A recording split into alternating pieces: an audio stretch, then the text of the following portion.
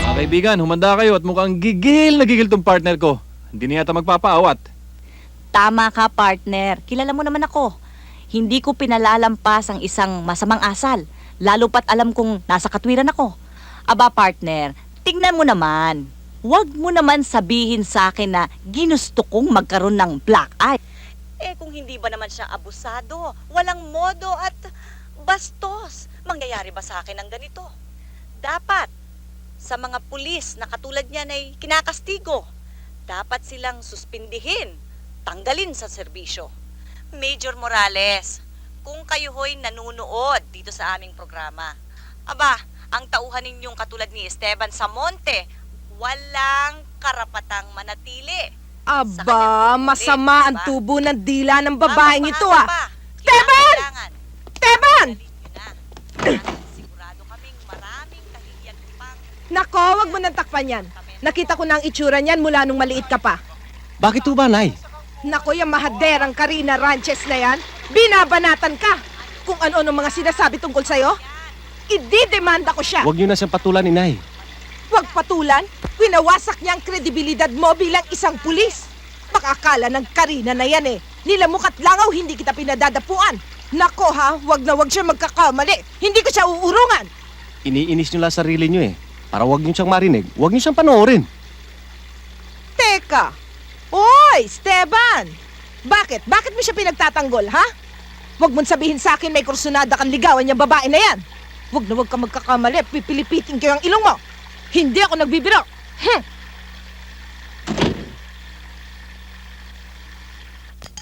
Karina, tikman mo itong manggang to.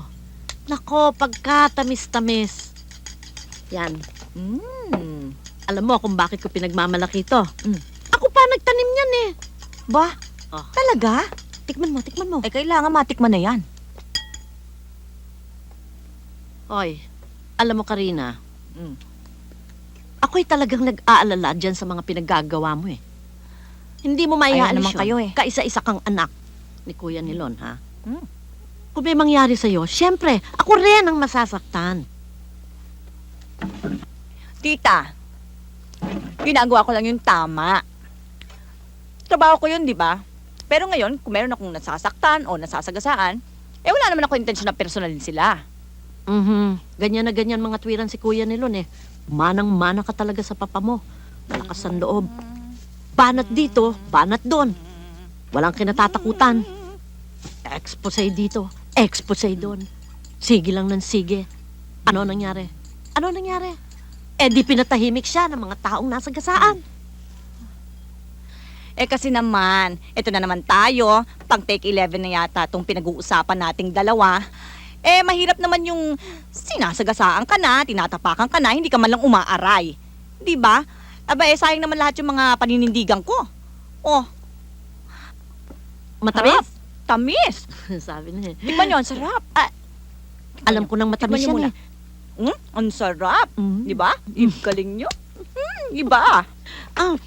Karina, meron akong suggestion. Ano na naman? Bakit kaya hindi mo na lamang i-decide na manirahan ka na sa Amerika? Sumunod ka na lamang sa mama mo. Doon wala kang aalalahanin. Walang peligro. Makakapamuhay ka pa ng tahimik. Kung ayaw mo naman nun, Uminom muna kayo. Masyado matamis yung mangga.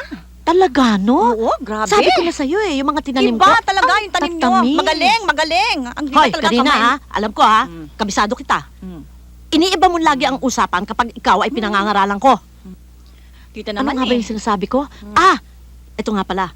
Kung gusto mo naman, ayaw mong manirahan sa Amerika, doon ka na lamang sa amin ni Kuya Frankie, sa probinsya.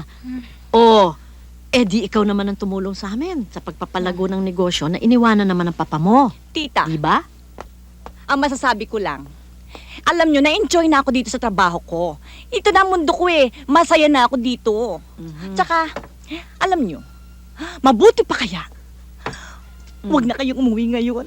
Huwag na kayong umuwi ngayon. Sige, dali, para makapag-chika tayo mamaya. Tadya.